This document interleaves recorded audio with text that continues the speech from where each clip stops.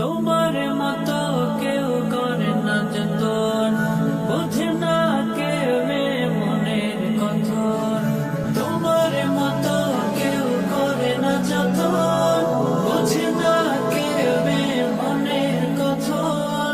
যতই আমি হই উদাসী, তোমার কাছে ফিরে আসি, আমি তোমায় ভালোবাসি।